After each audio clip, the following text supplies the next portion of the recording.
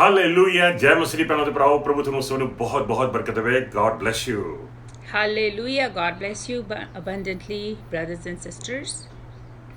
ਪ੍ਰਭੂ ਤੇ ਭੈਣੋ ਆਪਾਂ ਸਿੱਧਾ ਪਰਮੇਸ਼ਰ ਦੇ ਵਚਨ ਵਿੱਚ ਜਾਵਾਂਗੇ ਤੇ ਮੇਰੀ ਪ੍ਰੇਅਰ ਹੈਗੀ ਹੈ ਕਿ ਅੱਜ ਦਾ ਵਚਨ ਆਪਣੇ ਸਭ ਦੇ ਵਾਸਤੇ ਬਰਕਤ ਵਾਲਾ ਹੋਵੇ And we're going to go directly in the Word of God. And I pray that today's word be a blessed one for all of you. ਪ੍ਰਭੂ ਯਿਸੂ ਮਸੀਹ ਜੀ ਨੇ ਆਖਿਆ ਸੀ ਆਪਣੇ ਚੇਲਿਆਂ ਨੂੰ ਤੇ ਜਾਓ ਸਾਰੀ ਦੁਨੀਆ ਦੇ ਵਿੱਚ ਜਾਓ ਤੇ ਜਾ ਕੇ ਖੁਸ਼ਖਬਰੀ ਦਾ ਸੁਨੇਹਾ ਪਹੁੰਚਾਓ And Lord Jesus said to his disciples that go to the whole world and take the good news to everyone. ਤੇ ਨਾਲ ਇਹ ਵੀ ਆਖਿਆ ਸੀਗਾ ਕਿ ਉਹਨਾਂ ਨੂੰ ਇਹ ਸਿੱਖਿਆਵਾਂ ਸਿਖਾਓ ਜਿਹੜੀਆਂ ਮੈਂ ਤੁਹਾਨੂੰ ਦਿੱਤੀਆਂ ਨੇ ਤੇ ਸਭ ਨੂੰ ਚੇਲੇ ਬਣਾਓ And also said that go and teach them all what I have taught you and make disciples. ਕਈ ਵਾਰ ਲੋਕ ਕਹਿੰਦੇ ਹੈਗੇ ਨੇ ਵੀ ਚਲੋ ਮੈਂ ਪ੍ਰਭੂ ਦਾ ਜਾ ਕੇ ਪ੍ਰਚਾਰ ਕਰ ਦਿੱਤਾ ਤੇ ਬਸ ਹੁਣ ਪਰਮੇਸ਼ਰ ਜਾਣੇ ਤਾਂ ਆਪ ਉਹਦਾ ਕੰਮ ਜਾਣੇ ਲੇਕਿਨ ਪਰਮੇਸ਼ਰ ਦਾ ਵਚਨ ਆਖਦਾ ਹੈ ਕਿ ਸਿਰਫ ਆਪਾਂ ਜਾ ਕੇ ਪ੍ਰਚਾਰ ਹੀ ਨਹੀਂ ਕਰਨਾ ਬਲਕਿ ਉਹਨਾਂ ਨੂੰ ਦੱਸਣਾ ਹੈ ਪਰਮੇਸ਼ਰ ਦੀ ਸਿੱਖਿਆਵਾਂ ਦੇ ਵਾਸਤੇ ਪ੍ਰਭੂ ਯਿਸੂ ਮਸੀਹ ਨੇ ਜੋ ਟੀਚਿੰਗ ਦਿੱਤੀਆਂ ਨੇ ਉਹਦੇ ਬਾਰੇ And sometimes people say, okay, well, I have gone and shared the word of God with somebody and that's it, my job is done. But Lord Jesus says that we actually need to teach them what we have learned. ਸੋ ਜਾਨੀ ਕਿ ਪਰਮੇਸ਼ਰ ਦੇ ਵਚਨ Bible ਦੀ study ਕਰਨੀ ਤੇ ਸਿੱਖਿਆ ਦੇਣੀ ਸਿਖਾਣਾ ਪਰਮੇਸ਼ਰ ਦੇ ਵਚਨ ਦੇ ਬਾਰੇ ਬਹੁਤ ਹੀ ਜ਼ਰੂਰੀ ਹੈ But actually I tell you it's so important to give the Bible study and teach the people about Lord Jesus. ਸੋ ਜਦੋਂ ਬਾਈਬਲ ਸਟੱਡੀ ਦੀ ਗੱਲ ਹੁੰਦੀ ਹੈ ਯਾਨੀ ਕਿ ਜਦੋਂ ਤੁਸੀਂ ਬਾਈਬਲ ਸਟੱਡੀ ਕਰਦੇ ਹੋ ਜਦੋਂ ਪਰਮੇਸ਼ਰ ਦਾ ਵਚਨ ਤੁਸੀਂ ਪੜ੍ਹਦੇ ਹੈਗੇ ਹੋ ਸਟੱਡੀ ਕਰਦੇ ਹੋ ਗਹਿਰਾਈ ਜਾਣਦੇ ਹੋ When you read the word of God, when you give the Bible study, when you go in the depth of the word, ਉਦੋਂ ਕੁਝ ਚੀਜ਼ਾਂ ਨੇ ਜਿਹੜੀਆਂ ਦਿਮਾਗ ਦੇ ਵਿੱਚ ਰੱਖਣੀਆਂ ਬਹੁਤ ਹੀ ਜ਼ਰੂਰੀ ਨੇ ਉਸ ਸਮੇਂ ਜਦੋਂ ਤੁਸੀਂ ਪਰਮੇਸ਼ਰ ਦੇ ਵਚਨ ਦੀ ਗਹਿਰਾਈ ਦੇ ਵਿੱਚ ਸਟੱਡੀ ਕਰ ਰਹੇ ਹੋ and at that time there are few things that you have to have in your mind when you are doing the Bible study. ਆਪਾਂ ਇਸ ਬਾਈਬਲ ਸਟੱਡੀ ਦਾ ਜਿਹੜਾ ਥੀਮ ਸੀਗਾ ਉਹ ਰੱਖਿਆ ਸੀ ਟਾਈਟਲ ਦਿੱਤਾ ਸੀਗਾ ABC of Bible Study. And we have given the title to our this preaching was the ABC of Bible study. So ਪਿਛਲੀ study ਦੇ ਵਿੱਚ ਆਪਾਂ ABC ਕੁਝ ਸਿੱਖੀਆਂ ਸੀ ਆਪਾਂ J ਤੱਕ ਚਲੇ ਗਏ ਸੀਗੇ And last week we have learned the ABCs and we were actually gone to the letter J. ਆਪਾਂ ਦੇਖਿਆ ਸੀਗਾ ਕਿ A ਤੋਂ ਐਟੀਟਿਊਡ ਬਣਦਾ ਹੈ ਤੇ ਜਦੋਂ ਤੁਸੀਂ ਬਾਈਬਲ ਪੜ੍ਹਦੇ ਹੈਗੇ ਹੋ ਬਾਈਬਲ ਸਟੱਡੀ ਕਰਦੇ ਹੋ ਤੁਹਾਡਾ ਐਟੀਟਿਊਡ ਸਹੀ ਹੋਣਾ ਚਾਹੀਦਾ And we learned from A it was attitude, that when you're studying the Bible, your attitude has to be right.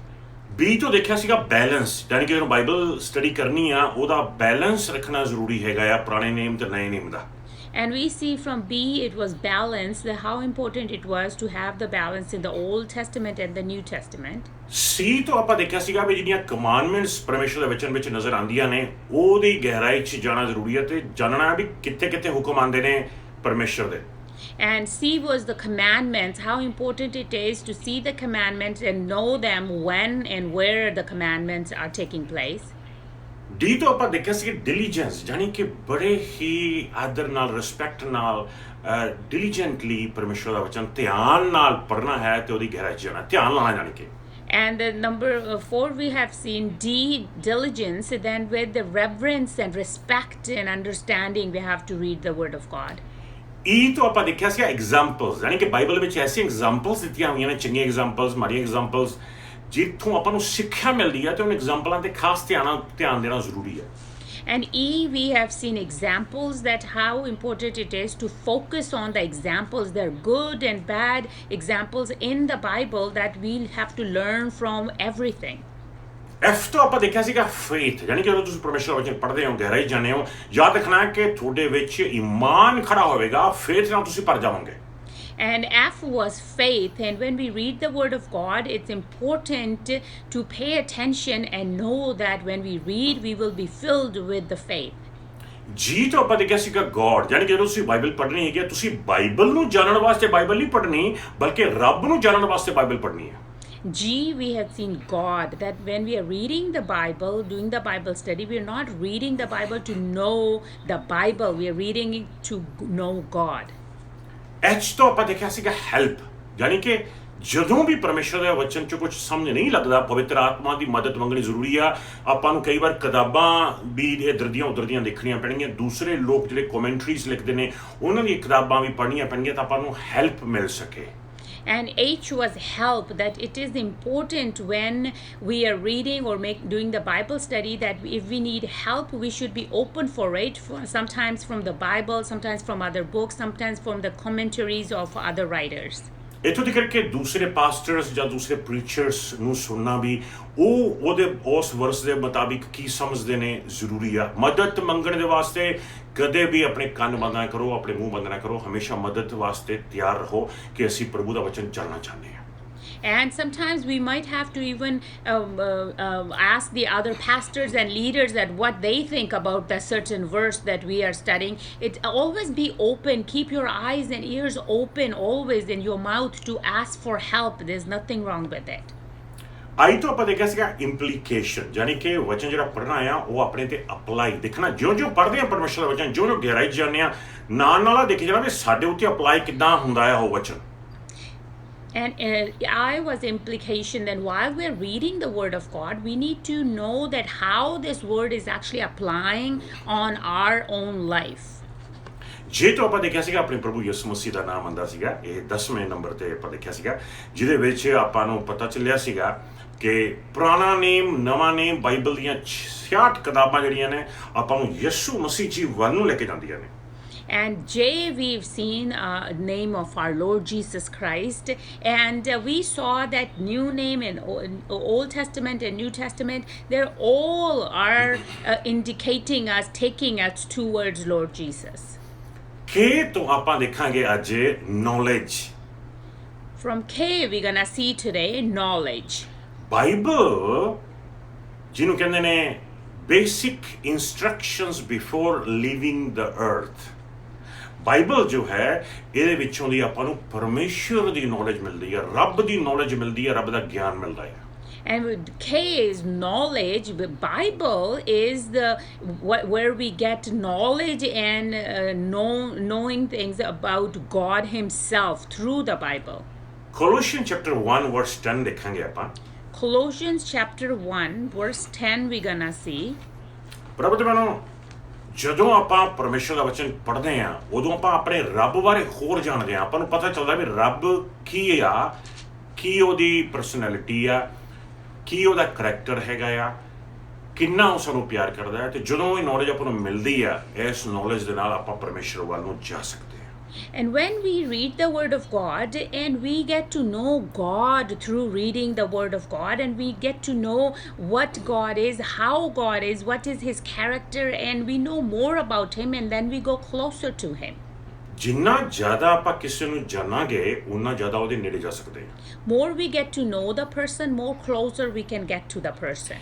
ਤੇ ਜਿੰਨਾ ਜ਼ਿਆਦਾ ਨੇੜੇ ਚਲੇ ਗਏ, ਜੋ ਵੀ ਚਾਹਾਂਗੇ ਆਪਾਂ ਉਹ ਤੋਂ ਮੰਗ ਸਕਦੇ ਹਾਂ। And when we go very close to that person, we can ask for whatever we want. ਜਿਹਨੂੰ ਆਪਾਂ ਜਾਣਦੇ ਨਹੀਂਗੇ ਉਹ ਤੋਂ ਆਪਾਂ ਕੁਝ ਮੰਗ ਨਹੀਂ ਸਕਦੇ। If we don't know the person, we cannot just go and ask him something. ਤਾਂ ਹੀ ਬਹੁਤ ਸਾਰੇ ਲੋਕ ਹੈਗੇ ਨੇ ਰੱਬ ਤੋਂ ਕੁਝ ਮੰਗਦੇ ਨਹੀਂਗੇ, ਕਿਉਂਕਿ ਰੱਬ ਨੂੰ ਜਾਣਦੇ ਨਹੀਂਗੇ। ਰੱਬ ਨੂੰ ਕਾਹਤੋਂ ਨਹੀਂ ਜਾਣਦੇ? ਕਿਉਂਕਿ ਪਰਮੇਸ਼ਰ ਦਾ ਵਚਨ ਪੜ੍ਹਦੇ ਨਹੀਂ। A lot of people don't ask anything from God because they don't know God. How they don't know God? Because they don't read the word of God. ਜੇ ਤੁਸੀਂ ਪਰਮੇਸ਼ਰ ਦਾ ਵਚਨ ਪੜ੍ਹਨਾ ਸ਼ੁਰੂ ਕਰੋ, ਉਹਦੀ ਗਹਿਰਾਈ 'ਚ ਜਾਣਾ ਸ਼ੁਰੂ ਕਰੋ, ਤੁਹਾਨੂੰ ਐਸੀ ਰੱਬੀ ਗਿਆਨ ਤੁਹਾਨੂੰ ਮਿਲੇਗਾ, ਐਸਾ ਰੱਬੀ ਗਿਆਨ ਮਿਲੇਗਾ, ਆਟੋਮੈਟਿਕਲੀ ਤੁਸੀਂ ਰੱਬ ਨੂੰ ਪੁਕਾਰੋਗੇ ਤੇ ਉਹ ਤੋਂ ਮੰਗੋਗੇ ਤੇ ਤੁਹਾਨੂੰ ਬਰਕਤਾਂ ਦੇਵੇਗਾ। And when you read the word of God, you get to know God, you will receive such a knowledge through the word of God, and then you'll know that when you will ask and He will give you. Colossians chapter 1 verse 10 ਆਓ ਦੇਖੀਏ। We're going to read book of Colossians chapter 1 verse 10. ਹਾਂਜੀ। ਸਾਡੀ ਪ੍ਰਾਰਥਨਾ ਹੈ ਕਿ ਤੁਸੀਂ ਪ੍ਰਭੂ ਦੇ ਯੋਗ ਜੀਵਨ ਗੁਜ਼ਾਰੋ, ਜਿਸ ਤੋਂ ਉਹ ਹਰ ਤਰ੍ਹਾਂ ਨਾਲ ਖੁਸ਼ ਹੋਵੇ, ਅਤੇ ਇਸੇ ਤਰ੍ਹਾਂ ਤੁਸੀਂ ਹਰ ਤਰ੍ਹਾਂ ਦੀ ਭਲਾਈ ਨਾਲ ਫਲਵੰਤ ਹੋਵੋ ਅਤੇ ਪਰਮੇਸ਼ਰ ਦੇ ਗਿਆਨ ਪ੍ਰਾਪਤੀ ਵਿੱਚ ਹੋਰ ਅਧਿਕ ਤੋਂ ਅਧਿਕ ਅੱਗੇ ਵਧਦੇ ਜਾਵੋ। ਹੁਕਮ ਹੈ ਪਰਮੇਸ਼ਰ ਦੀ ਗਿਆਨ ਪ੍ਰਾਪਤੀ ਵਿੱਚ ਹੋਰ ਅਧਿਕ ਤੋਂ ਅਧਿਕ ਅੱਗੇ ਵਧਦੇ ਜਾਵੋ। This is like a commandment. It says then you are growing in the knowledge of God. ਇਹ ਕੋਈ ਨਾਰਮਲ ਕਿਤਾਬ ਨਹੀਂ ਵੀ ਇੱਕ ਵਾਰ ਪੜ੍ਹ ਲਈ ਨੋਵਲ ਮੰਗੂ ਤੇ ਚਲੋ ਛੱਡ ਦੋ ਹੁਣ ਵੀ ਲੋੜ ਨਹੀਂ ਸਭ ਸਾਰੀ ਆਉਂਦੀ ਆ And it's not like a normal book, like a novel or something that, okay, yes, I've read it once and now I know it all. ਬੇਅੰਤ ਗਿਆਨ ਹੈ ਬਾਈਬਲ ਦੇ ਵਿੱਚ It's endless knowledge in the Word of God. ਇੰਨੀ ਗਹਿਰਾਈ ਹੈ ਰੱਬ ਦੀ ਇੰਨੀ ਗਹਿਰਾਈ ਹੈ ਰੱਬ ਦੀ ਇੰਨੀ ਗਹਿਰਾਈ ਹੈ ਜਿਹੜਾ ਜਿੰਨੀ ਗਹਿਰਾਈ 'ਚ ਜਾਣਾ ਚਾਹਵੇ ਰੱਬ ਜਾਣ ਦੇਵੇਗਾ And it's so deep, this Word of God. It's depending on you, how deep do you want to go, and God will take you that deep. ਕਿ ਨੌਲੇਜ ਤੋਂ ਬਾਅਦ ਪ੍ਰਭਤ ਭੈਣੋ ਆਪਾਂ ਐਲ ਦੇ ਵਿੱਚ ਜਾਵਾਂਗੇ And now we're going to go into the next letter, which is L. L ਤੋਂ ਆਪਾਂ ਲਵ ਪਿਆਰ ਦੀ ਗੱਲ ਕਰਾਂਗੇ And L is love. ਸੋ ਪੜਾਂਗੇ ਆਪਾਂ 2 Thessalonians chapter 2 verse 10 And we're going to read 2 Thessalonians chapter 2, verse 10. ਜਾਨੀ ਕਿ ਜਦੋਂ ਪਿਆਰ ਦੀ ਗੱਲ ਕਰਦੇ ਹੈਗੇ ਆ ਆਪਾਂ ਉਸ ਸੱਚ ਦੇ ਪਿਆਰ ਦੀ ਗੱਲ ਕਰਦੇ ਹੈਗੇ ਆ the love for the truth And when we read about love, we say, we are talking about the love that is the true love. ਆਓ ਦੇਖੀ ਬਾਈਬਲ ਕੀ ਆਖਦੀ ਹੈ And we're going to see 2 Thessalonians chapter 2, verse 10. ਜੀ ਹਾਂ ਹਾਂਜੀ ਇਸ ਦੇ ਰਾਹੀਂ ਉਹ ਸਭ ਜੋ ਨਾਸ਼ ਦੀ ਰਾਹ ਤੇ ਹਨ ਬਹੁਤ ਬੁਰੀ ਤਰ੍ਹਾਂ ਨਾਲ ਧੋਖਾ ਖਾਣਗੇ ਕਿਉਂਕਿ ਉਹਨਾਂ ਉਸ ਸੱਤ ਤੇ ਖੁਸ਼ੀ ਨਾਲ ਭਰੋਸਾ ਨਹੀਂ ਕੀਤਾ ਜਿਸ ਰਾਹੀਂ ਉਹਨਾਂ ਦਾ ਬਚਾਅ ਹੋ ਸਕਦਾ ਸੀ ਉਸ ਸੱਚ ਨੂੰ ਉਹਨਾਂ ਨੇ ਪਿਆਰ ਨਹੀਂ ਕੀਤਾ ਉਸ ਸੱਚ ਨੂੰ ਉਹਨਾਂ ਨੇ ਜਾਣਿਆ ਨਹੀਂ ਜਿਸ ਤੋਂ ਉਹਨਾਂ ਦਾ ਉਦਾਰ ਹੋ ਸਕਦਾ ਸੀ And it says they perish because they refused to love the truth and to be saved. ਜਾਣੀ ਕਿ ਪਰਮੇਸ਼ਰ ਦਾ ਵਚਨ ਆਪਾਂ ਨੂੰ ਦੱਸਦਾ ਆ ਕਿ ਇਹ ਪਿਆਰ ਇਹ ਸੱਚ ਆਪਣੇ ਜੀਵਨ ਦੇ ਵਿੱਚ ਉਤਰਨ ਦਈਏ So the Word of God teaches us that we must let this love come into our life. ਰੱਬ ਪਿਆਰ ਹੈ God is love. ਪਵਿੱਤਰ ਆਤਮਾ ਦਾ ਫਲ ਪਿਆਰ ਹੈ And the fruit of the Holy Spirit is love. ਜਿਹੜਾ ਮਨੁੱਖ ਪਰਮੇਸ਼ਰ ਦੇ ਵਚਨ ਦੀ ਗਹਿਰਾਈ 'ਚ ਜਾਂਦਾ ਹੈ ਤੇ ਉਹਨੂੰ ਪੜ੍ਹਦਾ ਆ ਉਹਦੀ ਜ਼ਿੰਦਗੀ ਪਿਆਰ ਦੇ ਨਾਲ ਰੰਗੀਨ ਹੋ ਜਾਂਦੀ ਹੈ The person who goes in the depth of the Word and read the Word, their life gets filled with the love of God. ਜਦੋਂ ਪਿਆਰ ਆ ਜਾਂਦਾ ਹੈ ਤੁਹਾਡੀਆਂ ਜ਼ਿੰਦਗੀਆਂ 'ਚ When you have love in your life, ਉਦੋਂ ਫਿਰ ਮੈਚੁਰਿਟੀ ਆ ਜਾਂਦੀ ਹੈ then the maturity come in your life. So L ਤੋਂ ਬਾਅਦ ਜਿਹੜਾ ਐਮ ਆ ਰਿਹਾ ਹੈ ਅਗਲਾ ਉਹ ਆਪਣਾ ਲੈਟਰ ਉਹ ਮੈਚੁਰਿਟੀ ਨੂੰ ਰਿਪਰੈਜ਼ੈਂਟ ਕਰਦਾ ਹੈ And the letter M now next is maturity. Colossians chapter 1 verse 28 ਦੇਖਾਂਗੇ We're going to see in the book of Colossians chapter 1 verse 28. ਜਿਹਦੇ ਵਿੱਚ ਪਰਮੇਸ਼ਰ ਆਪਾਂ ਨੂੰ ਵਚਨ ਉਹਦਾ ਦੱਸਦਾ ਹੈ ਕਿ ਜਿਉਂ-ਜਿਉਂ ਆਪਾਂ ਪਰਮੇਸ਼ਰ ਦੇ ਵਚਨ ਵਿੱਚ ਜਾਂਦੇ ਆ ਪਰਮੇਸ਼ਰ ਦਾ ਜਿਹੜਾ ਸ਼ਬਦ ਹੈਗਾ ਆ ਉਹ ਸਾਡੇ ਵਿੱਚ ਐਸੀ ਇੰਟੈਗ੍ਰਿਟੀ ਐਸੀ ਮੈਚੁਰਿਟੀ ਪੈਦਾ ਕਰਦਾ ਆ ਜਿਹਦੇ ਨਾਲ ਅਸੀਂ ਬੜੀ ਮਜ਼ਬੂਤੀ ਨਾਲ ਖੜ ਸਕਦੇ ਹੈਗੇ ਆ ਤੇ ਆਂਧੀਆਂ ਆ ਜਾਣ ਤੂਫਾਨ ਆ ਜਾਣ ਆਪਾਂ ਡੋਲਾਂਗੇ ਨਹੀਂ And with the Word of God, when we are reading, Word teaches us that we receive such a maturity no matter if storms comes in our life, but we won't be shaken.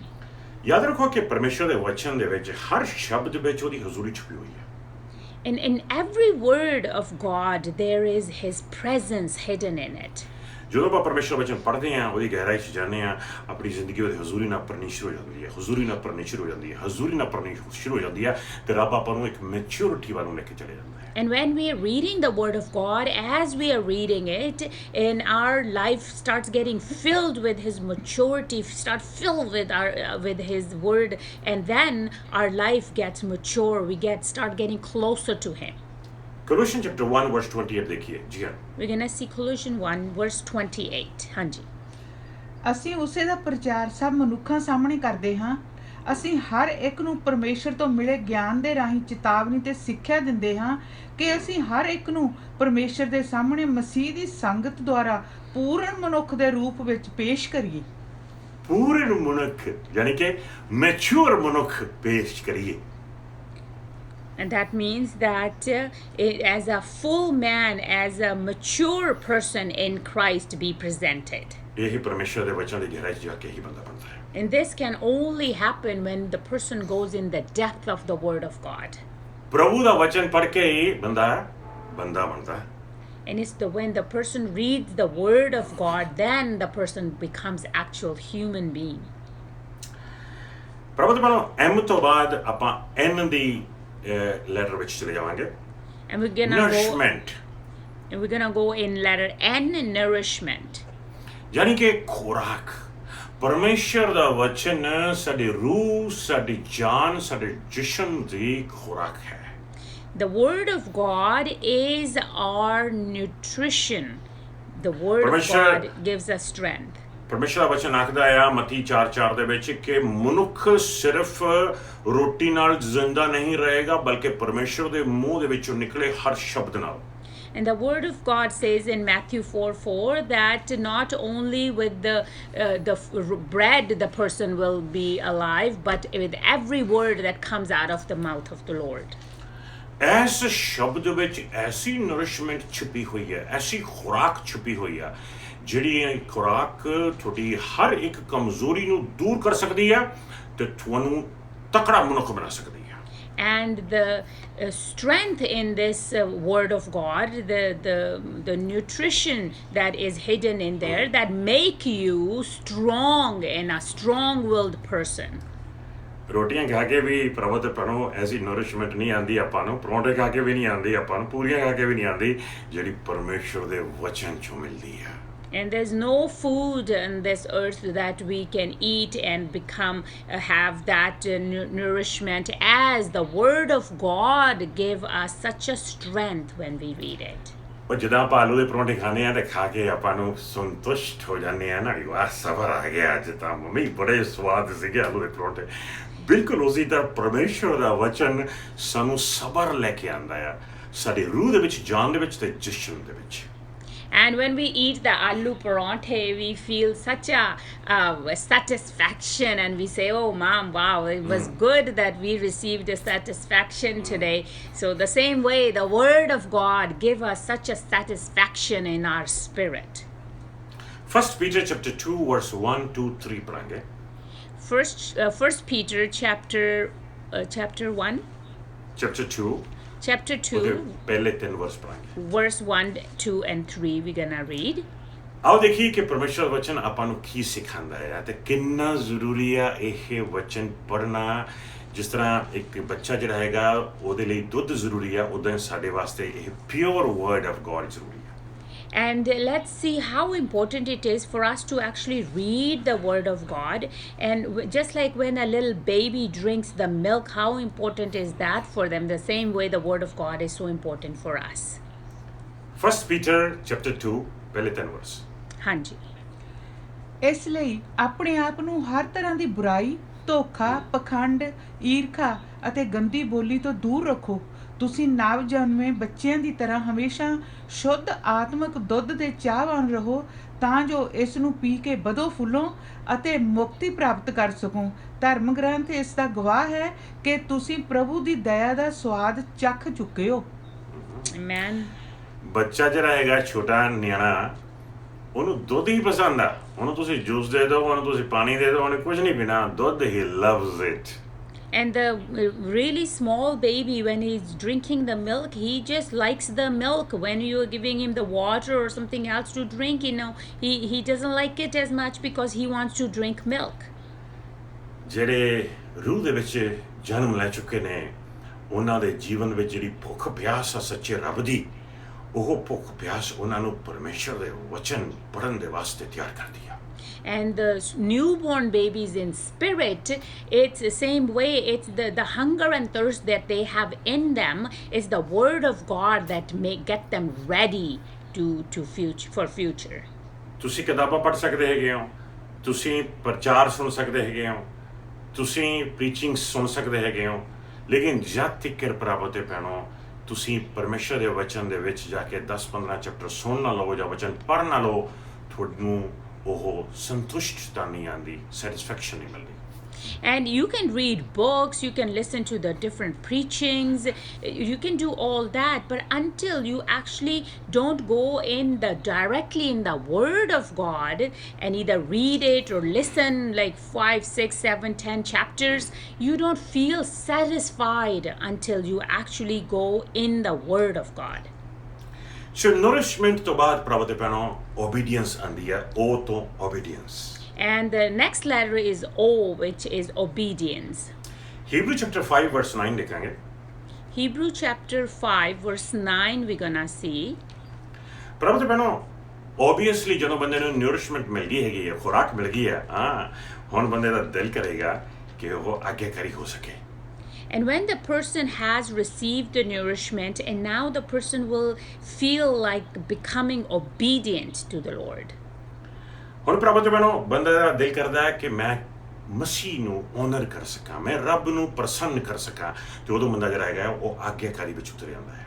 And now that person has the desire to please God, to please Jesus Christ, and that's when the person becomes obedient. ਕੀ ਤੁਹਾਡੇ ਵਿੱਚ ਇਹ ਖੁਆਇਸ਼ ਹੈ ਕਿ ਤੁਸੀਂ ਪਰਮੇਸ਼ਰ ਨੂੰ ਪ੍ਰਸੰਨ ਕਰਨਾ ਚਾਹੁੰਦੇ ਹੋ? ਤੁਸੀਂ ਪ੍ਰਭੂ ਯਿਸੂ ਮਸੀਹ ਨੂੰ ਓਨਰ ਕਰਨਾ ਚਾਹੁੰਦੇ ਹੋ, ਉਹਨੂੰ ਇੱਜ਼ਤ ਮਾਣ ਦੇਣਾ ਚਾਹੁੰਦੇ ਹੋ? Do you have that desire in you that you want to please God? Do you have the desire to honor and respect Lord Jesus Christ? ਕੀ ਇਹ ਖਿਆਲ ਕਦੇ ਆਇਆ ਹੈਗਾ ਤੁਹਾਡੇ ਮਨ ਵਿੱਚ ਵੀ ਮੈਂ ਰੱਬ ਨੂੰ ਪ੍ਰਸੰਨ ਕਰਨਾ ਚਾਹੁੰਦਾ ਹਾਂ? Have you ever have this thought in your mind that, hey, I want to please God? ਫਿਰ ਬੰਦਾ ਖੜਾ ਹੋਵੇਗਾ ਤੇ ਫਿਰ ਬੰਦਾ ਲੜੇਗਾ ਕਿ ਮੈਂ ਆਗਿਆਕਾਰੀ ਹੋਵਾਂਗਾ, ਕਿਉਂਕਿ ਆਗਿਆਕਾਰੀ ਹੋਣ ਦੇ ਨਾਲ ਮੈਂ ਪਰਮੇਸ਼ਰ ਨੂੰ ਪ੍ਰਸੰਨ ਕਰਾਂਗਾ। And that's when the person will stand up and the person will fight against everything to become pleasing to God. ਜਦ ਤੱਕ ਬੰਦੇ ਦੇ ਦਿਲ ਵਿੱਚ ਇਹ ਭਾਵਨਾ, ਇਹ ਸੋਚ, ਇਹ ਖਿਆਲ ਆਵੇ ਨਾ ਕਿ ਮੈਂ ਰੱਬ ਨੂੰ ਪ੍ਰਸੰਨ ਕਰਨਾ ਚਾਹੁੰਦਾ ਆਪਣੀ ਜ਼ਿੰਦਗੀ 'ਚ, ਤਦ ਤੱਕ ਬੰਦਾ ਆਪਣਾ ਪੈਰ ਆਗਿਆਕਾਰੀ ਦਾ ਪੈਰ ਨਹੀਂ ਪੁੱਟੇਗਾ ਅੱਗੇ। And until that thought comes in that person's mind and desire that, hey, I want to become obedient to God, until then the person will not put us a step forward to become obedient. ਜਦੋਂ ਇਹ ਖਿਆਲ ਆ ਗਿਆ ਕਿ ਮੈਂ ਰੱਬ ਨੂੰ ਪ੍ਰਸੰਨ ਕਰਨਾ, ਫਿਰ ਬੰਦਾ ਆਪਣੇ ਦਸਵੇਂ ਵਿੱਚ ਵੀ ਆਗਿਆਕਾਰੀ ਹੋਵੇਗਾ। ਫਿਰ ਬੰਦਾ ਝੂਠ ਨੂੰ ਵੀ ਪਾਸੇ ਕਰ ਦੇਗਾ, ਨਹੀਂ ਮੈਂ ਝੂਠ ਨਹੀਂ ਬੋਲਣਾ ਕਿਉਂਕਿ ਮੈਂ ਆਗਿਆਕਾਰੀ ਹੋਣਾ। ਫਿਰ ਬੰਦਾ ਆਪਣੀਆਂ ਗਲਤੀਆਂ, ਆਪਣੀਆਂ ਕਮਜ਼ੋਰੀਆਂ ਨੂੰ ਵੀ ਪਾਸੇ ਕਰ ਦੇਗਾ ਕਿ ਮੈਂ ਆਗਿਆਕਾਰੀ ਹੋਵਾਂਗਾ। And when this desire comes in the person's heart to become obedient, and then the person starts seeing in every level the obedience, faithful in giving tithe and deciding to not to lie again when they're talking, and all those other things that they're not pleasing to God, the person start to stay away from those. ਆਓ ਪੜ੍ਹੀਏ ਪ੍ਰਭੂ ਦਾ ਵਚਨ, ਇਬਰਾਨੀਆਂ ਦਾ 5ਵੇਂ ਦਾ 9। We're going to read Hebrews 5 chapter 5 verse 9. ਹਾਂਜੀ।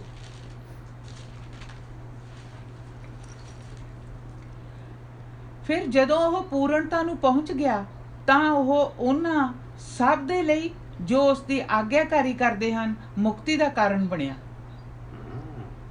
ਮੁਕਤੀ ਦਾ ਕਾਰਨ ਤੁਹਾਡੇ ਵਾਸਤੇ ਵੀ ਤੇ ਤੁਹਾਡੇ ਥਾਈਂ ਦੂਜਿਆਂ ਵਾਸਤੇ ਵੀ। And he became the reason of salvation for you and through you to others. ਜਾਨੀ ਕਿ ਜਦੋਂ ਤੁਸੀਂ ਆਗਿਆਕਾਰੀ ਹੋ ਜਾਂਦੇ ਹੋ ਤਾਂ ਪਰਮੇਸ਼ਰ ਤੁਹਾਨੂੰ ਇਸਤੇਮਾਲ ਕਰਨਾ ਸ਼ੁਰੂ ਕਰ ਦਿੰਦਾ ਤਾਂ ਕਿ ਤੁਹਾਡੇ ਥਾਈਂ ਦੀ ਦੂਸਰਿਆਂ ਤੱਕ ਮੁਕਤੀ ਦਾ ਸੰਦੇਸ਼ ਪਹੁੰਚ ਸਕੇ।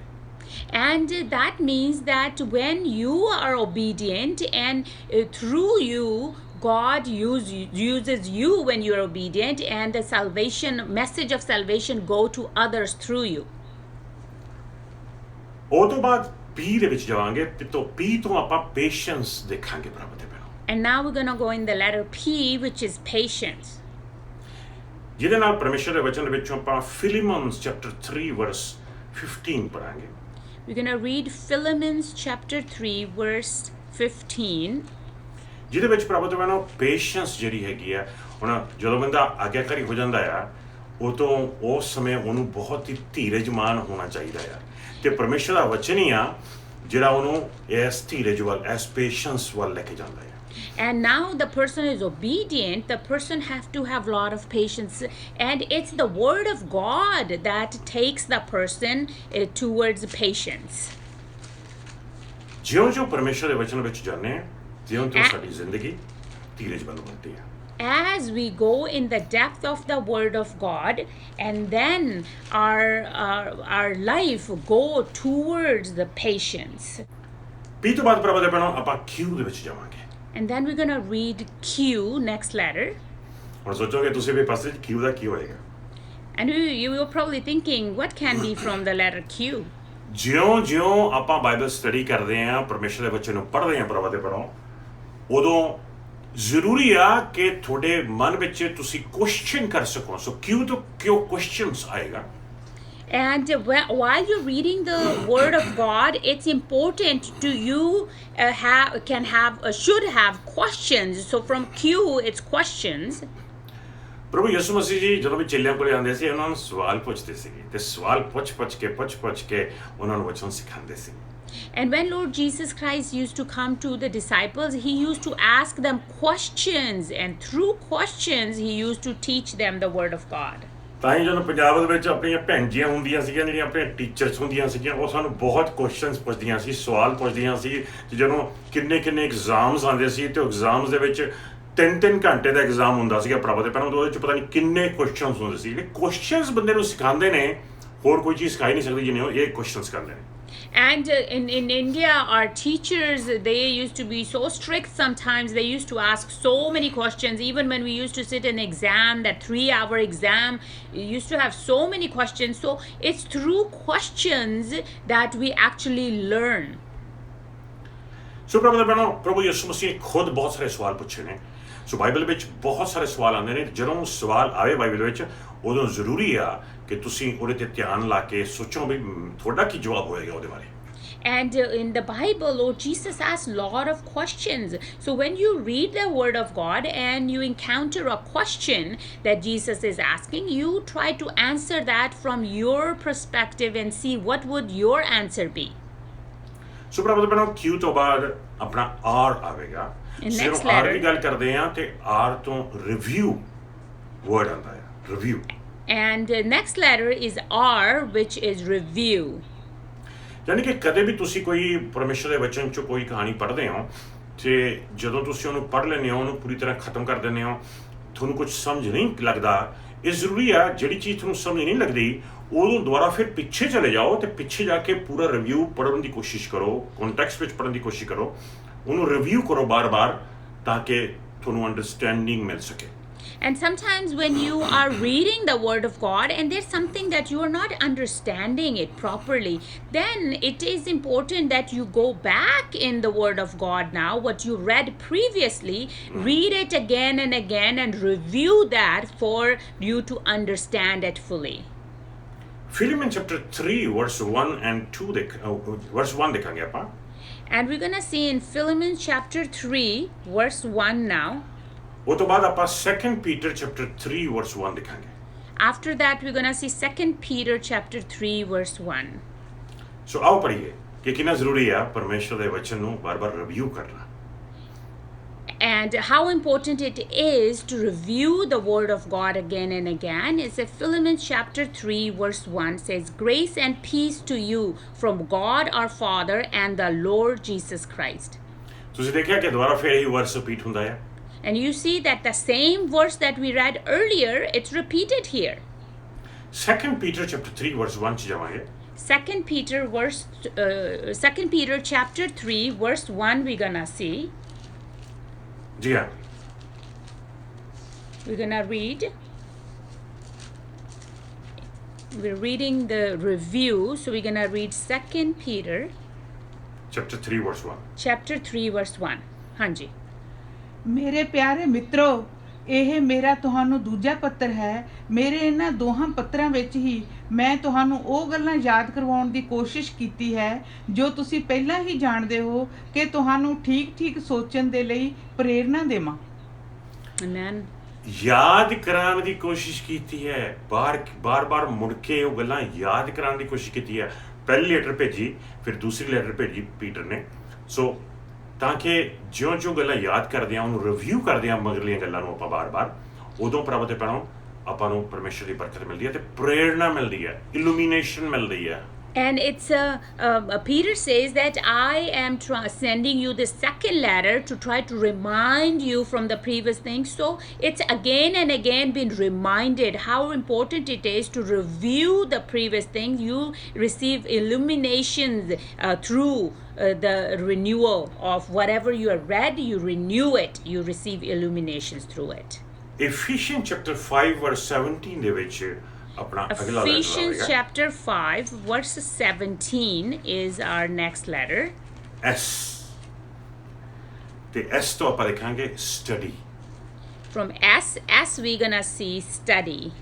ਸੋ ਯਾਨੀ ਕਿ ਪਰਮੇਸ਼ਰ ਦਾ ਵਚਨ ਜਿਹੜਾ ਆਪਾਂ ਪੜ੍ਹਦੇ ਹਾਂ ਉਹਦੀ ਸਟੱਡੀ ਕਰਦੇ ਹਾਂ, When we read the word of God, when we study the word of God, ਉਸ ਵਚਨ ਨੂੰ ਆਪਣੀਆਂ ਸੋਚਾਂ ਦੇ ਵਿੱਚ ਬਣਾਈ ਰੱਖਣਾ ਹੈ। and it's so important to keep that word in your thoughts. ਆਈ ਨਹੀਂ ਵੀ ਕਿ ਪੜ੍ਹਿਆ ਇੱਕ ਕੰਨ ਤੋਂ ਪੜ੍ਹਿਆ ਤੇ ਦੂਜੀ ਕੰਨ ਤੋਂ ਬਾਹਰ ਕੱਢਤਾ ਪੰਜਾਬੀ ਸਟਾਈਲ, ਨਹੀਂ। It's not that you read it and one ear went in, the other went out. We're not gonna do that. ਲੇਕਿਨ ਪਰਮੇਸ਼ਰ ਦਾ ਵਚਨ ਆਪਾਂ ਨੂੰ ਸਿਖਾਉਂਦਾ ਹੈ ਕਿ ਜਦੋਂ ਪਰਮੇਸ਼ਰ ਦਾ ਵਚਨ ਪੜ੍ਹਦੇ ਹਾਂ ਆਪਾਂ ਉਹਦੀ ਸਟੱਡੀ ਕਰਦੇ ਹਾਂ, ਉਹ ਆਪਾਂ ਆਪਣੇ ਸੋਚਾਂ ਵਿੱਚ ਮਾਈਂਡ ਆਫ ਕ੍ਰਾਈਸਟ ਜਿਹੜਾ ਰੱਬ ਨੇ ਆਪਾਂ ਨੂੰ ਦਿੱਤਾ ਆ ਉਸ ਮਾਈਂਡ ਵਿੱਚ ਬਣਾਈ ਰੱਖੀਏ।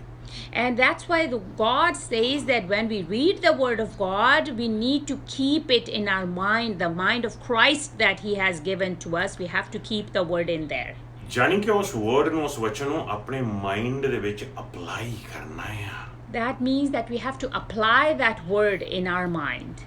ਹਰ ਵਚਨ ਜਿਹੜਾ ਤੁਸੀਂ ਪੜ੍ਹਦੇ ਹੋ ਉਹਨੂੰ ਆਪਣੇ ਆਪ ਤੇ ਅਪਲਾਈ ਕਰਨਾ, ਆਪਣੇ ਮਨ ਤੇ ਅਪਲਾਈ ਕਰਨਾ, ਆਪਣੀਆਂ ਸੋਚਾਂ 'ਚ ਅਪਲਾਈ ਕਰਨਾ, ਆਪਣੀ ਜ਼ਿੰਦਗੀ 'ਚ ਅਪਲਾਈ ਕਰਨਾ। Every word that you read, we need to apply it in our mind, in our thoughts, in our life. ਆਓ ਦੇਖੀਏ Ephesians chapter 5 verse 17। We're going to read Ephesians chapter 5 verse 17. ਜੀ ਹਾਂ, ਹਾਂਜੀ। ਸੋ ਮੂਰਖ ਨਾ ਬਣੋ, ਸਗੋਂ ਪ੍ਰਭੂ ਦੀ ਇੱਛਾ ਨੂੰ ਜਾਣਨ ਦੀ ਕੋਸ਼ਿਸ਼ ਕਰੋ। ਆਏ ਵੀ ਪੜ੍ਹ ਲਿਆ ਤੁਸੀਂ, ਬਸ ਪਰਮੇਸ਼ਰ ਦੀ ਇੱਛਾ ਨੂੰ ਤਾਂ ਜਾਣਿਆ ਨਹੀਂ, ਲੇਕਿਨ ਜੋ ਪੜ੍ਹਦੇ ਹੋ ਉਹਦੇ ਵਿੱਚ ਦੇਖੋ ਕਿ ਪਰਮੇਸ਼ਰ ਦੀ ਇੱਛਾ ਕੀ ਹੈ ਤੁਹਾਡੇ ਵਾਸਤੇ, ਤੁਸੀਂ ਉਹਨੂੰ ਅਪਲਾਈ ਕਰੋ ਆਪਣੀ ਜ਼ਿੰਦਗੀ ਦੇ ਵਿੱਚ। And it says, therefore, do not be foolish, but understand what the Lord's will is. That when you read it, don't just let it go. Try to understand what God's will is for you. ਇਸ ਤੋਂ ਬਾਅਦ ਪ੍ਰਭੂ ਦੇ ਪਰੋਂ T ਆਉਂਦਾ ਤੇ T ਤੋਂ ਆਪਾਂ trekking ਦੀ ਗੱਲ ਕਰਾਂਗੇ। ਟਰੈਕ ਕਰਨਾ, ਕੁਝ ਟਰੈਕ ਕਰਨਾ ਵਚਨ ਦੇ ਵਿੱਚੋਂ। And we're going to see T next letter, which is tracking. ਜਾਣੀ ਕਿ ਪਰਮੇਸ਼ਰ ਦਾ ਵਚਨ ਜਦੋਂ ਆਪਾਂ ਪੜ੍ਹਦੇ ਹੈਗੇ ਆ ਉਹਦੇ 'ਚ ਤੁਸੀਂ ਟਰੈਕ ਕਰਨਾ ਹੈਗਾ ਆ। ਜਦੋਂ ਪ੍ਰੋਮਿਸਿਸ ਆਣ, ਗੋਡਸ ਪ੍ਰੋਮਿਸਿਸ ਆਣ ਜਾਂ ਪ੍ਰੋਫੈਸੀਸ ਆਉਂਦੀਆਂ ਨੇ, ਉਹਨੂੰ ਤੁਸੀਂ ਟਰੈਕ ਕਰਨਾ ਆ ਤੇ ਉਸ ਤੋਂ ਬਾਅਦ ਤੁਸੀਂ ਉਹਨੂੰ ਆਪਣੀ ਜ਼ਿੰਦਗੀ 'ਚ ਅਪਲਾਈ ਕਰਨਾ ਹੈ। And tracking, when you receive promises, God's promises in the Word of God, their prophecies, you need to track those down and you need to apply it into your life. ਜਿਸ ਤਰ੍ਹਾਂ Genesis chapter 3 verse 15 ਦੇ ਵਿੱਚ ਇੱਕ prophecy ਹੋਈ ਸੀ ਜਿਹੜੀ ਜਾ ਕੇ ਬਾਅਦ ਵਿੱਚ ਪੂਰੀ ਹੁੰਦੀ ਹੈ ਨਵੇਂ ਨਿਯਮ ਦੇ ਵਿੱਚ। And in Genesis chapter 3 verse 15, there was a prophecy that happened and later on it gets fulfilled. ਉਸੇ ਤਰ੍ਹਾਂ ਆਇਜ਼ਾਇਆ ਚੈਪਟਰ 53 ਦੇ ਵਿੱਚ ਪ੍ਰੋਫੈਸੀ ਹੋਈ ਸੀ ਪ੍ਰਭੂ ਯਿਸੂ ਮਸੀਹ ਜੀ ਦੇ ਬਾਰੇ ਤੇ ਉਹ ਸਲੀਬ ਦੇ ਉੱਤੇ ਆ ਕੇ ਪੂਰੀ ਹੋਈ। And the same way when in Isaiah chapter 3 there was a prophecy and then on the cross it was fulfilled. ਸੋ ਜੋ ਤੁਸੀਂ ਪਰਮੇਸ਼ਰ ਵਿੱਚ ਨੂੰ ਪੜ੍ਹਦੇ ਹੋ ਤੁਸੀਂ ਪ੍ਰੋਫੈਸੀਸ ਟਰੈਕਸ ਕਰਨੀਆਂ ਨੇ, ਪ੍ਰੋਮਿਸਿਸ ਟਰੈਕਸ ਕਰਨੇ ਨੇ ਤੇ ਉਹਨਾਂ ਨੂੰ ਅਪਲਾਈ ਕਰਨਾ ਆਪਣੀ ਜ਼ਿੰਦਗੀ ਦੇ ਵਿੱਚ। And as you read the word of God, the prophecies and promises, you need to track them, find them, and then apply them on your life. T ਤੋਂ ਬਾਅਦ ਪ੍ਰਭੂ ਦੇ ਪਹਿਲਾਂ ਆਪਾਂ ਯੂ ਦੇਖਾਂਗੇ। And after T, we're gonna see U. ਤੇ you ਤੋਂ ਪ੍ਰਭੂ ਦੇ ਪਹਿਲਾਂ ਆਪਾਂ ਅੰਡਰਲਾਈਨਿੰਗ ਪ੍ਰਿੰਸੀਪਲਸ ਦੀ ਗੱਲ ਕਰਾਂਗੇ। And from U is underlining principles. ਜਾਣੀ ਕਿ ਬਾਈਬਲ ਦੇ ਵਿੱਚ ਜਦੋਂ ਕੋਈ ਪ੍ਰਿੰਸੀਪਲਸ ਤੁਹਾਨੂੰ ਨਜ਼ਰ ਆਉਂਦੇ ਨੇ, ਜਦੋਂ ਕੋਈ ਐਸੇ ਹੁਕਮ ਨਜ਼ਰ ਆਉਂਦੇ ਨੇ ਜਿਹੜੇ ਪ੍ਰਿੰਸੀਪਲਸ ਨੇ ਪਰਮੇਸ਼ਰ ਦੇ ਵਚਨ ਦੇ ਵਿੱਚ, ਉਹਨੂੰ ਤੁਸੀਂ ਅੰਡਰਲਾਈਨ ਕਰ ਲੈਣਾ ਹੈਗਾ ਆ ਤਾਂ ਕਿ ਤੁਸੀਂ ਚੇਤੇ ਰੱਖ ਸਕੋ, ਯਾਦ ਰੱਖ ਸਕੋ ਵੀ ਉਹ ਪ੍ਰਿੰਸੀਪਲਸ ਜਿਹੜੇ ਹੈਗੇ ਨੇ ਉਹਨਾਂ ਤੇ ਆਪਾਂ ਖੜਨਾ ਆ, ਉਹ ਫਾਊਂਡੇਸ਼ਨਸ ਨੇ ਆਪਣੀਆਂ ਜਿੱਥੋਂ ਪਰਮੇਸ਼ਰ ਦੀ ਬਰਕਤ ਆਉਂਦੀ ਹੈ। And when you are reading the Word of God, when you see some principles or some commandments in the Word of God, you have to underline it. Then you can read them again and again because those are the foundations for us. Romans chapter 15 verse 4 ਦੇਖਾਂਗੇ। Romans chapter 15 verse 4 we're gonna read. ਕਿੰਨੀ ਬਰਕਤ ਮਿਲਦੀ ਹੈਗੀ ਹੈ ਜਦੋਂ ਆਪਾਂ ਪਰਮੇਸ਼ਰ ਦਾ ਵਚਨ ਖੋਲ੍ਹਦੇ ਹਾਂ, ਬਾਈਬਲ ਖੋਲ੍ਹਦੇ ਹਾਂ, ਤੇ ਉਹਦੇ ਵਿੱਚ ਆਪਾਂ ਨੂੰ ਕੁਝ ਵਰਸਿਸ ਅੰਡਰਲਾਈਨ ਕੀਤੇ ਹੋਏ ਹੋਣ। And it's such a blessing when we open the Word of God and we see that we previously underlined some verses. ਤੇ ਉਹ ਪ੍ਰਿੰਸੀਪਲ ਜਿਹੜੇ ਹੈਗੇ ਨੇ ਆਪਾਂ ਨੂੰ ਟੱਚ ਕਰਦੇ ਨੇ ਤੇ ਬਰਕਤ ਆਪਾਂ ਨੂੰ ਆਉਂਦੀ, ਕਿਉਂਕਿ ਬਾਰ-ਬਾਰ ਆਪਾਂ ਨੂੰ ਉਹ ਪ੍ਰਿੰਸੀਪਲ ਜਾਣਨਾ ਜ਼ਰੂਰੀ ਹੈ। And then those principles, they blesses us because it's important to know them again and again. ਆਓ ਪੜ੍ਹੀਏ ਰੋਮਨਸ 15:4। Let's read Romans 15:4. ਜੋ ਕੁਝ ਵੀ ਧਰਮ ਗ੍ਰੰਥ ਵਿੱਚ ਲਿਖਿਆ ਗਿਆ ਹੈ ਸਾਡੀ ਸਿੱਖਿਆ ਲਈ ਲਿਖਿਆ ਗਿਆ ਹੈ ਕਿ ਉਸ ਤੋਂ ਧੀਰਜ ਅਤੇ ਉਤਸ਼ਾਹ ਪ੍ਰਾਪਤ ਕਰਕੇ ਅਸੀਂ ਆਸਵਾਨ ਹੋਈਏ। Amen. ਸੋ ਇਸ ਤਰ੍ਹਾਂ ਪਰਮੇਸ਼ਰ ਦਾ ਵਚਨ ਪਰ ਬਰਕਤ ਦਿੰਦਾ ਹੈ। And this is how we receive the blessings through the Word of God. You ਤੋਂ ਬਾਅਦ ਵੀ ਦੀ ਵਾਰੀ ਆ ਗਈ ਪ੍ਰਭੂ ਪਹਿਲਾਂ। And next letter is V. ਹੁਣ ਸ਼ਾਇਦ ਤੁਸੀਂ ਦੇਖੋ ਵਿਜ਼ਨ ਦੀ ਗੱਲ ਕਰਾਂਗਾ ਮੈਂ ਕਿ ਨਹੀਂ, ਆਪਾਂ ਵਰਜਨ ਦੀ ਗੱਲ ਕਰਾਂਗੇ, ਵਰਜਨਸ। And we're going to talk about versions here. ਜਾਨੀ ਕਿ ਬਾਈਬਲ ਵਰਜ਼ਨ, ਕਈ ਵਾਰ ਪ੍ਰਭੂ ਦੇ ਪਹਿਲਾਂ ਤੁਸੀਂ ਇੱਕ ਬਾਈਬਲ ਪੜ੍ਹਦੇ ਹੈਗੇ ਹੋ, ਪੰਜਾਬੀ ਦੀ ਬਾਈਬਲ ਪੜ੍ਹ ਲਈ ਤੁਸੀਂ ਜੇ ਹਿੰਦੀ ਦੀ ਬਾਈਬਲ ਵਿੱਚ ਸੇਮ ਉਹੀ ਵਰਸ ਪੜ੍ਹੋ, ਇੰਗਲਿਸ਼ ਦੀ ਬਾਈਬਲ ਵਿੱਚ ਸੇਮ ਉਹੀ ਵਰਸ ਪੜ੍ਹੋ, ਸਪੈਨਿਸ਼ ਦੀ ਬਾਈਬਲ ਵਿੱਚ ਸੇਮ ਉਹੀ ਵਰਸ ਪੜ੍ਹੋ, ਜਾਂ ਹੀਬਰੂ ਜਾਂ ਗ੍ਰੀਕ ਦੇ ਵਿੱਚ ਜਾ ਕੇ ਤੁਸੀਂ ਉਹ ਵਰਸ ਪੜ੍ਹੋ, ਫਿਰ ਤੁਹਾਨੂੰ ਕਲੀਅਰ ਆਈਡੀਆ ਮਿਲਦਾ ਕਿ ਵਰਸ ਕਹਿਣਾ ਕੀ ਚਾਹੁੰਦਾ ਹੈ। And sometimes when you're reading a verse in Punjabi Bible, let's say, and the same verse you read it in English or Spanish or Hebrew or some other languages, you then understand what really the meaning is of that particular verse. ਹੁਣ original ਦੇ ਵਿੱਚ Bible ਤੁਹਾਨੂੰ ਪਤਾ ਹੈ ਕਿ Hebrew ਤੇ Greek ਤੇ ਅਰਾਮਿਕ ਵਿੱਚ ਲਿਖੀ ਗਈ ਹੈਗੀ ਹੈ। And you know the original Bible is written in Hebrew, Greek and Aramaic. ਲੇਕਿਨ ਜਦੋਂ ਆਪਾਂ ਇੰਗਲਿਸ਼ ਵਿੱਚ ਟ੍ਰਾਂਸਲੇਸ਼ਨ ਪੜ੍ਹਦੇ ਹਾਂ ਉਹਦੀ, ਜਾਂ ਆਪਾਂ ਨੂੰ ਪੰਜਾਬੀ ਦੇ ਵਿੱਚ ਦੇਖਦੇ ਹਾਂ, ਕਈ ਵਾਰ ਉਸ ਗਹਿਰਾਈ ਦੇ ਵਿੱਚ ਉਹ ਤਰਜਮਾ ਆਪਾਂ ਨੂੰ ਨਹੀਂ ਮਿਲਦਾ ਜਿਹੜਾ ਮਿਲਣਾ ਚਾਹੀਦਾ ਹੈ। And sometimes when we read it in English or Punjabi, we don't find the interpretation of such a depth of particular, very perfect interpretation. We don't find that sometimes. ਜਾਣੀ ਕਿ ਜੇ ਕੋਈ ਵਰਸ ਲਿਖਿਆ ਹੋਇਆ ਹੋਵੇ, Like if there's a verse, ਕਿ ਚਾਚੇ ਨੇ ਮਾਮੇ ਨੂੰ ਆਖਿਆ ਬਈ ਤਾਏ ਨੂੰ ਇੱਕ ਗਲਾਸ ਪਾਣੀ ਦਾ ਪਿਲਾ ਦੇ। and let's say if something is written that one uncle said to other uncle that give a glass of water to the third uncle. ਆ ਦੇਖਿਆ ਤੁਸੀਂ, ਇੰਗਲਿਸ਼ ਦੇ ਵਿੱਚ ਬਸ ਕੁਝ ਪਤਾ ਹੀ ਲੱਗਿਆ ਬਈ See? ਅੰਕਲ ਨੇ ਦੂਜੇ ਅੰਕਲ ਨੂੰ ਕਿਹਾ ਵੀ ਤੀਜੇ ਅੰਕਲ ਨੂੰ ਪਾਣੀ ਦਾ ਗਲਾਸ ਪਿਲਾ ਦੇ, ਲੇਕਿਨ ਓਰੀਜਨਲ ਵਿੱਚ ਮੈਂ ਕੀ ਆਖਿਆ ਸੀਗਾ? And uncle, like in English, we didn't understand which uncle asked to which uncle or to give it to which uncle, but in Punjabi we clearly understood the relationship between the uncles. ਵੀ ਪਾਣੀ ਦਾ glass, ਮਾਮੇ ਨੇ ਤਾਏ ਨੂੰ ਆਖਿਆ ਵੀ ਚਾਚੇ ਨੂੰ ਪਾਣੀ ਦਾ glass ਪਿਲਾ ਦੇ।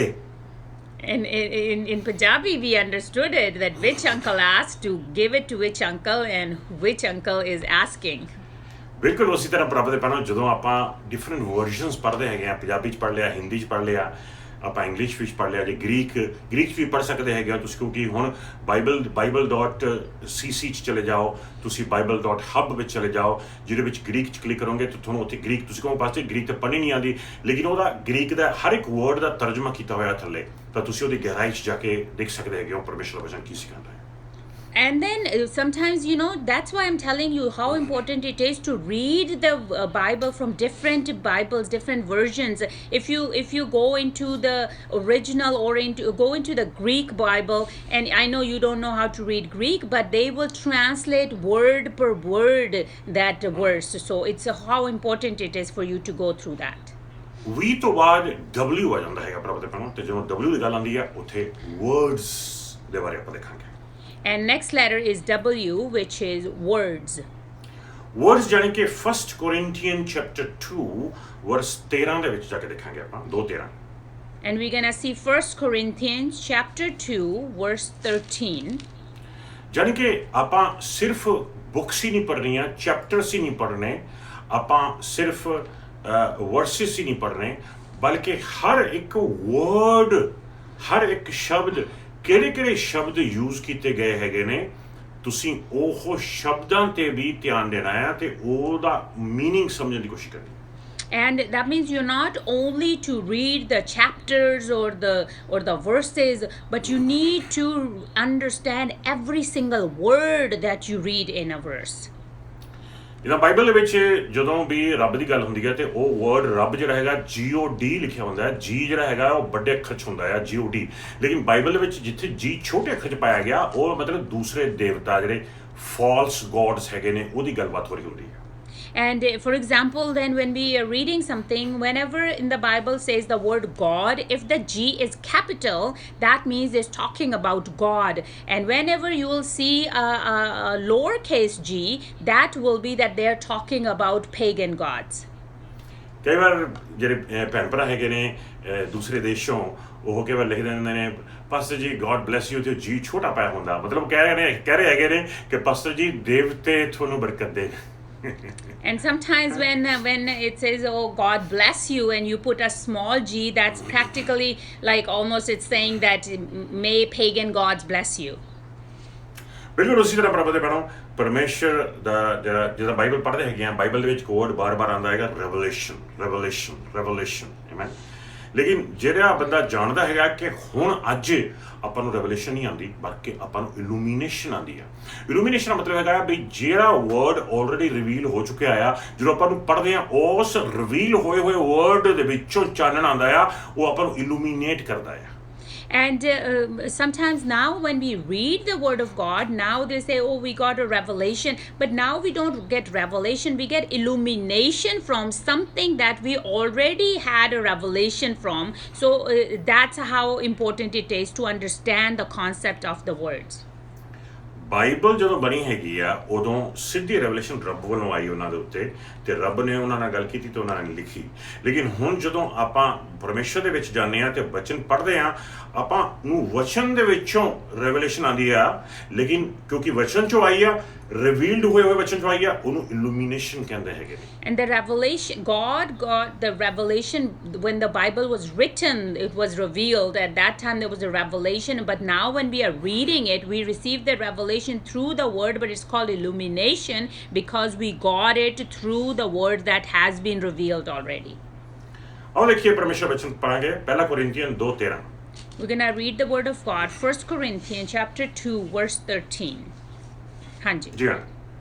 ਇਸ ਤਰ੍ਹਾਂ ਅਸੀਂ ਮਨੁੱਖੀ ਗਿਆਨ ਦੀ ਸਹਾਇਤਾ ਨਾਲ ਨਹੀਂ ਬੋਲਦੇ, ਸਗੋਂ ਆਤਮਾ ਦੀ ਸਹਾਇਤਾ ਨਾਲ ਬੋਲਦੇ ਹਾਂ, ਕਿਉਂਕਿ ਅਸੀਂ ਆਤਮਿਕ ਗੱਲਾਂ ਉਹਨਾਂ ਲੋਕਾਂ ਲਈ ਬੋਲਦੇ ਹਾਂ ਜਿਨ੍ਹਾਂ ਨੂੰ ਪਰਮੇਸ਼ਰ ਦਾ ਆਤਮਾ ਮਿਲ ਚੁੱਕਾ ਹੈ। Praise the Lord. Amen. ਪ੍ਰਭੂ ਦਾ ਧੰਨਵਾਦ ਕਰਦੇ ਹੈਗੇ ਆ ਇਸ ਵਚਨ ਦੇ ਲਈ ਕਿ ਪਵਿੱਤਰ ਆਤਮਾ ਦੇ ਗਿਆਨ ਤੋਂ ਬਿਨਾਂ ਪ੍ਰਭੂ ਦੇ ਭੈਣੋ ਆਪਾਂ ਨੂੰ ਇਹ ਵਚਨ ਸਮਝ ਨਹੀਂ ਲੱਗ ਸਕਦਾ। And we want to thank you for the Holy Spirit, but because without Holy Spirit we cannot understand the depth of this word. ਪ੍ਰਭੂ ਦੇ ਭੈਣੋ ਇਹ ਤੋਂ ਬਾਅਦ ਆਪਾਂ X ਵਰਡ ਵਿੱਚ ਜਾਵਾਂਗੇ। And we're going to see the next letter, which is X. X ਦੀ ਜਦੋਂ ਗੱਲ ਹੁੰਦੀ ਹੈ ਪ੍ਰਭੂ ਦੇ ਭੈਣੋ, ਉਹ ਇੱਕ ਮੈਂ ਕਹਿਣਾ ਚਾਹਾਂਗਾ ਇੱਕ ਮਾਰਕ ਹੈਗਾ ਆ। ਤੁਹਾਨੂੰ ਲੋੜ ਪਏਗੀ ਕਈ ਵਾਰ ਬਾਈਬਲ ਵਿੱਚ ਕੁਝ ਮਾਰਕ ਕਰਨ ਦੀ। ਸੋ ਮਾਰਕ ਕੀਤਾ ਜਾਵੇ, ਮਾਰਕ ਕਰਨਾ ਜ਼ਰੂਰੀ ਆ। ਜੇ ਕੋਈ ਇੱਧਰਲਾ ਵਰਸ ਉੱਧਰਲੇ ਵਰਸ ਨਾਲ ਮੈਚ ਕਰਦਾ ਤੁਸੀਂ ਮਾਰਕ ਕਰ ਸਕਦੇ ਹੋ, ਤਾਂ ਕਿ ਜਦੋਂ ਤੁਸੀਂ ਉਹਨੂੰ ਦੁਬਾਰਾ ਪੜ੍ਹਦੇ ਹੈਗੇ ਹੋ ਤੁਸੀਂ ਅੰਡਰਸਟੈਂਡ ਕਰ ਸਕੋ, ਉਹ ਵਾਓ ਇੱਥੇ ਤੋਂ ਮਾਰਕ ਕੀਤਾ ਹੋਇਆ, ਇੱਥੇ ਮਾਰਕ ਕੀਤਾ ਗਿਆ। ਜਾਂ ਇੱਕ ਹੀ ਚੈਪਟਰ ਦੇ ਵਿੱਚ ਕੁਝ ਵਰਸ ਰਿਪੀਟ ਹੁੰਦੇ ਨੇ, ਤੁਸੀਂ ਉਹਨਾਂ ਨੂੰ ਮਾਰਕ ਕਰ ਸਕਦੇ ਹੋ, ਨਿਸ਼ਾਨ ਲਾ ਸਕਦੇ ਹੋ ਉਹਨਾਂ ਦੇ ਉੱਤੇ। ਕੋਈ ਵੀ ਨਿਸ਼ਾਨ, ਤੁਸੀਂ ਡੇਟ ਲਿਖ ਸਕਦੇ ਹੋ, ਜਾਂ ਕੋਈ ਤੁਹਾਨੂੰ ਇਲੂਮੀਨੇਸ਼ਨ ਮਿਲਦੀ ਆ ਉਹਦੇ ਬਾਰੇ ਥੋੜ੍ਹਾ ਜਿਹਾ ਲਿਖ ਸਕਦੇ ਹੋ, ਤਾਂ ਕਿ ਤੁਸੀਂ ਜਦੋਂ ਦੁਬਾਰਾ ਫਿਰ ਪੜ੍ਹਦੇ ਹੋ ਤੁਹਾਨੂੰ ਯਾਦ ਆ ਜਾਵੇ ਤੇ ਉਹ ਤੋਂ ਅੱਗੇ ਵੱਧ ਸਕੋ। And from X is X marks the spot.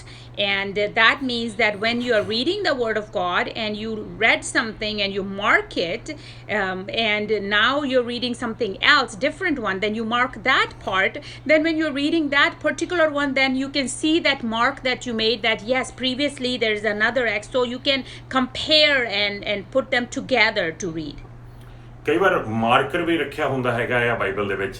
ਕਈ ਵਾਰ ਆਪਾਂ ਬਾਈਬਲ ਖੋਲ੍ਹਦੇ ਹਾਂ ਪਤਾ ਨਹੀਂ ਹੁੰਦਾ ਵੀ ਕਿਹੜੇ ਚੈਪਟਰ ਤੱਕ ਪੜ੍ਹ ਲਿਆ ਸੀਗਾ ਆਪਾਂ, ਲੇਕਿਨ ਜੇ ਮਾਰਕਰ ਰੱਖਿਆ ਜਾਵੇ, ਜਾਂ ਮੈਨੂੰ ਯਾਦ ਆ ਕਿ ਮੇਰੇ ਡੈਡੀ ਹਮੇਸ਼ਾ ਇੱਕ ਪੈਨਸਲ ਰੱਖਦੇ ਹੁੰਦੇ ਸੀਗੇ ਕੋਲੇ, ਅਤੇ ਪੈਨਸਲ ਦੇ ਨਾਲ ਉਹਨਾਂ ਨੇ ਇੱਕ ਨਿਸ਼ਾਨੀ ਲਾ ਲੈਣੀ ਸੀ, ਅਤੇ ਜਦੋਂ ਅਗਲੀ ਵਾਰ ਨੂੰ ਬਾਈਬਲ ਪੜ੍ਹਨੀ ਹੁੰਦੀ ਸੀਗੀ ਅਗਲੇ ਦਿਨ, ਅਤੇ ਉੱਥੋਂ ਪੜ੍ਹਨੀ ਸ਼ੁਰੂ ਕਰਦੇ ਸੀ। ਫਿਰ ਪੈਨਸਲ ਦੇ ਦੂਸਰੇ ਪਾਸੇ ਰਬੜ ਹੁੰਦੀ ਸੀ, ਉਹ ਰਬੜ ਦੇ ਨਾਲ ਮਿਟਾਉਂਦੇ ਸੀਗੇ। ਫਿਰ ਕਿੰਨਾ ਹੀ ਚਿਰ ਲਾਉਂਦੇ ਸੀ ਉਹਨੂੰ ਮਿਟਾਉਣ ਨੂੰ, ਫਿਰ ਮਿਟਾ ਕੇ ਫਿਰ ਉਹਨੂੰ ਸਾਫ਼ ਕਰਦੇ ਸੀ।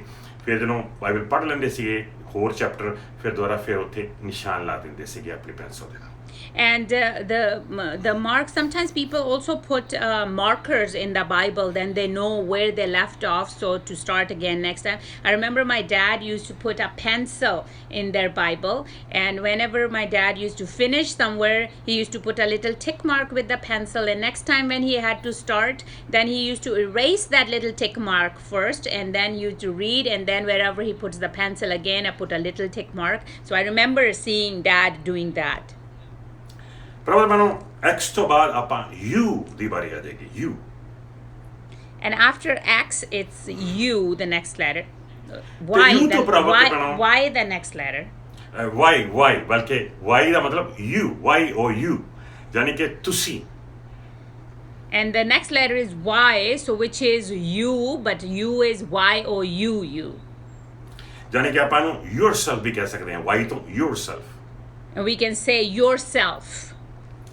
ਯਾਨੀ ਕਿ ਜਦੋਂ ਬਾਈਬਲ ਪੜ੍ਹਨੀ ਆ ਉਦੋਂ ਪ੍ਰਭੂ ਤੇ ਪੈਣੋ yourself ਆਪਣੇ ਆਪ ਤੇ ਧਿਆਨ ਦੇਣਾ ਆ ਵਚਨ ਪੜ੍ਹ ਕੇ ਨਹੀਂ ਕਹਿਣਾ ਵਾਓ ਇਹ ਵਚਨ ਤਾਂ ਫਲਾਣੇ ਲਈ ਆ ਇਹ ਵਚਨ ਤਾਂ ਫਲਾਣੀ ਭੈਣ ਲਈ ਆ ਇਹ ਵਚਨ ਤਾਂ ਫਲਾਣੇ ਭਰਾ ਦੇ ਲਈ ਆ ਨਹੀਂ ਵਚਨ yourself ਲਈ ਆ ਤੁਹਾਡੇ ਵਾਸਤੇ ਆ ਵਚਨ And when we are reading the Word of God, we need to pay attention at ourselves. So it's like for ourselves, that word. And when we are reading it, we're not saying, oh, okay, now we are so-and-so word, it is for such a sister. This word is totally for that brother. No, you need to pay attention for ourselves. So everyone will read the word and pay attention on yourself that this word is for me. Receive it as it is for me. ਜਦੋਂ ਕਈ ਵਾਰ ਪ੍ਰਚਾਰ ਹੋ ਰਿਹਾ ਹੁੰਦਾ ਨਾ ਤੇ ਕੁਝ ਭੈਣ ਭਰਾ ਸੋਚ ਰਹੇ ਹੁੰਦੇ ਨੇ ਹਾਏ ਹਾਏ ਇਹ ਵਚਨ ਤਾਂ ਅੱਜ ਫਲਾਣੇ ਭਰਾ ਲਈ ਸੀ ਇਹ ਵਚਨ ਤਾਂ ਅੱਜ ਫਲਾਣੀ ਭੈਣ ਦੇ ਲਈ ਸੀ ਇਹ ਸਾਰਾ ਵਚਨ ਹੀ ਵੰਡ ਦਿੰਦੇ ਨੇ ਆਪਣੇ ਆਪ ਦੇ ਵਾਸਤੇ ਕੁਝ ਵੀ ਨਹੀਂ ਇਕੱਠਾ ਕਰਕੇ ਜਾਂਦੇ ਵੀ ਕੋਈ ਤੁਹਾਡੇ ਵਾਸਤੇ ਵੀ ਵਚਨ ਆਇਆ ਜਾਂ ਨਹੀਂ ਆਇਆ And sometimes when the preaching is happening and then the person listens to the preaching and says, oh yeah, this particular verse was for so-and-so brother today. Oh, this verse was some sister. Oh yeah, this part is totally for so-and-so. But they just give the word here and there everywhere. But was there anything for you? Did you receive anything or you just gave it away to everyone? ਕਈ ਵਾਰ ਵਚਨ ਚੱਲ ਰਿਹਾ ਹੁੰਦਾ ਤੇ husband ਜਿਹੜੇ ਹੈਗੇ ਨੇ ਆਪਣੀ ਵਾਈਫ ਨੂੰ ਇਸ਼ਾਰਾ ਕਰ ਰਹੇ ਹੁੰਦੇ ਨੇ ਹਾਂ ਸੁਣ ਲੈ ਆ ਸੁਣਦੀਆਂ ਨਾਲੇ ਉਹ ਵਿੱਚ ਕੂਣੀਆਂ ਮਾਰ ਰਹੇ ਹੁੰਦੇ ਨੇ ਵੀ ਆ ਤੇਰੇ ਲਈ ਆ ਤੇਰੇ ਲਈ ਆ ਇੱਧਰ ਆ ਤੇਰੇ ਲਈ ਆ ਉਹ ਆਪਣੇ ਲਈ ਨਹੀਂ ਕੁਝ ਇਕੱਠਾ ਕਰਨਾ ਭਾਈ ਤੂੰ ਆਪਣੇ ਲਈ ਵਚਨ ਆਖਦਾ ਕਿ ਵਚਨ ਜਦੋਂ ਪੜ੍ਹਦੇ ਆ ਉਸ ਵਚਨ ਚੋਂ ਆਪਣੇ ਲਈ ਬਰਕਤ ਲੈ ਕੇ ਆਏਗੀ And sometimes when the husbands listen the preaching and they're telling the wife, oh, this word is for you. See, this word is for you. They're just telling her everything, oh, this word is for you, but they are not receiving anything for themselves. ਪਵਿੱਤਰ ਆਤਮਾ ਨੂੰ ਆਪਣਾ ਕੰਮ ਕਰਨ ਦਿਓ ਆਪ ਆਪਾਂ ਪਵਿੱਤਰ ਆਤਮਾ ਦਾ ਰੋਲ ਨਾ ਲਈਏ Let the Holy Spirit do its work and let's not take Holy Spirit's space and part. Let Holy Spirit do his own work. Y ਤੋਂ ਬਾਅਦ ਪ੍ਰਭੂ ਦੇ ਪੈਰੋਂ ਆਪਣਾ Z ਆ ਜਾਂਦਾ ਹੈ Z And now is our next letter Z. ਲੇਕਿਨ ਉਹ ਤੋਂ ਪਹਿਲਾਂ ਆਪਾਂ ਪੜਾਂਗੇ 2 ਕੋਰਿੰਥੀਅਨ 13 ਦਾ 5ਵਾਂ Y yourself ਦੇ ਵਾਸਤੇ We're gonna read before that 2 Corinthians chapter 13 the 5 13:5. We're gonna read that will be still for Y for yourself. 2 Corinthians chapter 13 verse 5. ਹਾਂਜੀ ਆਪਣੇ ਆਪ ਨੂੰ ਪਰਖੋ ਅਤੇ ਦੇਖੋ ਕਿ ਤੁਹਾਡਾ ਵਿਸ਼ਵਾਸ ਪੱਕਾ ਹੈ ਜਾਂ ਨਹੀਂ ਆਪਣੀ ਪ੍ਰੀਖਿਆ ਆਪ ਹੀ ਲਵੋ ਕੀ ਤੁਸੀਂ ਅਨੁਭਵ ਕਰਦੇ ਹੋ ਮਸੀਹ ਤੁਹਾਡੇ ਵਿੱਚ ਕੰਮ ਕਰ ਰਿਹਾ ਹੈ ਜੇਕਰ ਇਹ ਨਹੀਂ ਹੈ ਤਾਂ ਸਮਝੋ ਕਿ ਤੁਸੀਂ ਅਸਫਲ ਰਹੇ ਹੋ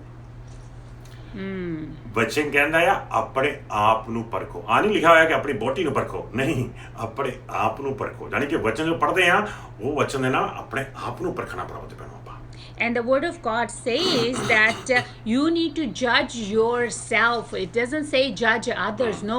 When we read the word every time, judge yourself with the reading of the word, not others.